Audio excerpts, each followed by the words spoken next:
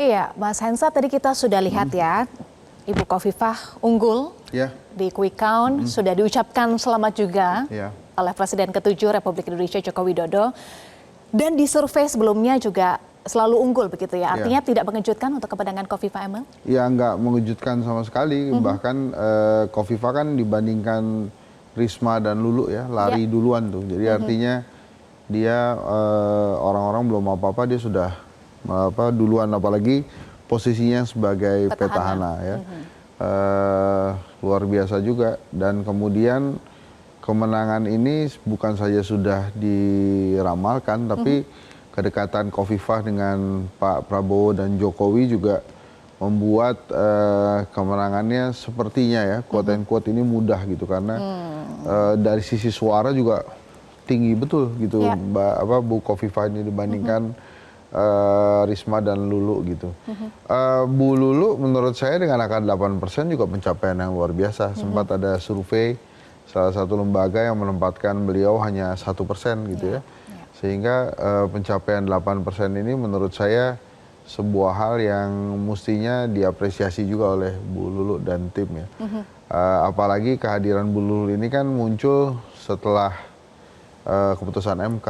Sama Bu Risma juga muncul setelah keputusan MK gitu. Malah tadinya kedua partai pengusungnya ini, PKB dan PDI Perjuangan, awalnya justru mau maju sendiri-sendiri gitu, sebelum akhirnya mereka dipisah gitu ya. Jadi untuk mempertegas lagi, kalau hasil Jawa Timur tidak mengejutkan. Ya, selain tadi ada faktor petahana, kemudian juga kedekatan Khofifah dengan Joko Widodo dan juga Prabowo Subianto, apalagi faktor yang membuat Khofifah Emil menang mudah di Jawa Timur?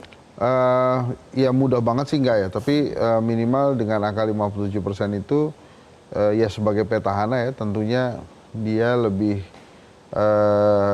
menguasai suara tentunya, karena elektabilitasnya dia masih ada di sana. Kemudian pada saat memenangkan Pak Prabowo di Jawa Timur, dia juga cukup kinclong ya. Lagi-lagi inilah Mbak Eva, demokrasi di Indonesia yang tentu saja terkadang hasil survei bisa berbeda dengan hasil quick count. Contohnya Banten tadi ya yang kita bahas ya. Seperti Banten itu ya. Kalau yang lain sih tidak ada kejutan yang berarti, kecuali Banten. Memang Banten mengejutkan sekali. Baik, tadi kan Mas Hensa sudah membahas soal faktor kedekatan dengan Joko Widodo, kemudian Prabowo. Apakah ini memang signifikan sehingga mempengaruhi wilayah-wilayah yang didukung oleh Kimplas ya? Ini misalnya Jateng, Jatim, Jabar juga Banten unggul semuanya. Pak Prabowo terutama sebagai presiden pada saat dia mengendorse atau ada faktor kedekatan, tentunya itu didengar oleh jajaran di bawahnya ya. Nah itu yang menurut saya membantu signifikan perolehan suara seseorang gitu ya. Kalau Pak Jokowi kan juga masih punya loyalis karena dia baru saja selesai kan, maka itu juga cukup membantu kemenangan dari pasangan yang di-endorse oleh Pak Jokowi dan Pak Prabowo. Contohnya kita lihat Jawa Tengah. Tadinya kan tipis saja kalah dari Pak Andika ya. Survei ya? Ya survei. Tapi sekarang di quick count ini melejit jauh meninggalkan. Ya wajar kalau kemudian banyak pihak mengatakan ini sangat mungkin akibat endorse dari Pak Prabowo. Karena hal yang sama juga didapat oleh Andra Soni di Banten. Jadi setelah di endorse Pak Prabowo, suaranya sedemikian signifikan naiknya. Gitu ya, mungkin selain itu juga ya pasti mesin partainya juga semangat untuk menunjuk itu. Oke, soal Jawa Tengah ini menarik juga ya. Kalau kita lihat kan juga bedanya signifikan ya. Kalau di survei, kalau kan tipis, tapi kalau quick count itu kan signifikan. Apalagi sebelumnya kalau kita lihat ada peristiwa politik ketika Joko Widodo hadir di kegiatan kampanye Lutfi. Apakah itu memberikan pengaruh juga selain ada endorsement dari Prabowo? Sebetulnya 3 tokoh di Jawa Tengah, Mas Gibran, Pak Jokowi dan Pak Prabowo itu ganti-gantian aja untuk mendukung Ahmad Lutfi itu.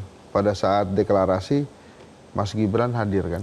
Pada saat itu posisinya sudah dinyatakan sebagai pemenang oleh KPU. dan kemudian ada Pak Jokowi, dan terakhir yaitu endorse dari Pak Prabowo gitu ya.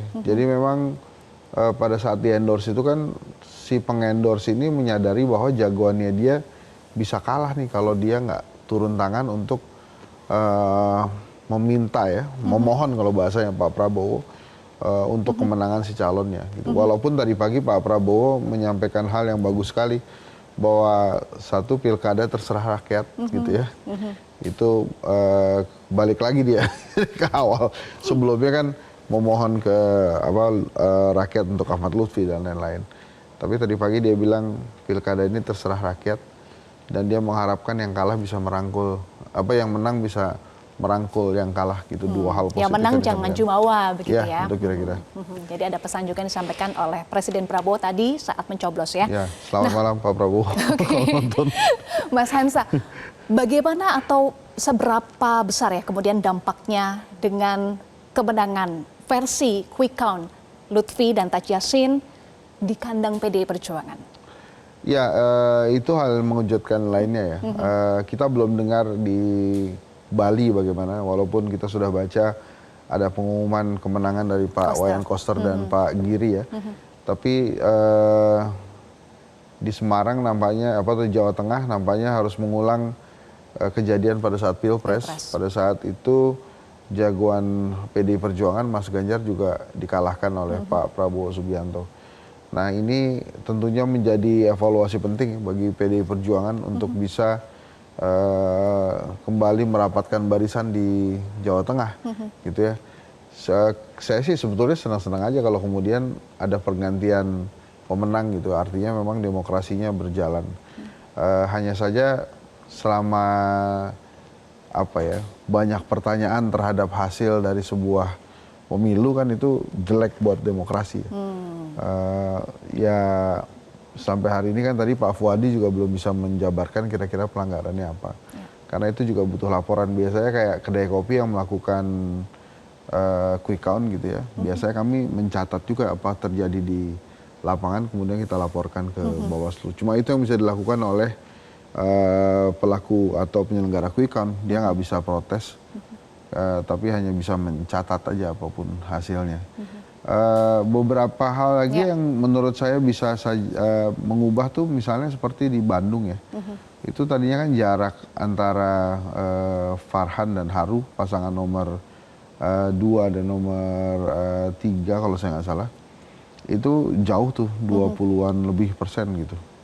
Nah ini kalau kita lihat hasil quick count ini tipis saya sekitar 9%-an aja. Ya unggul Farhan ya. Ya unggul Farhan. Nanti kita akan bahas lagi. Oke.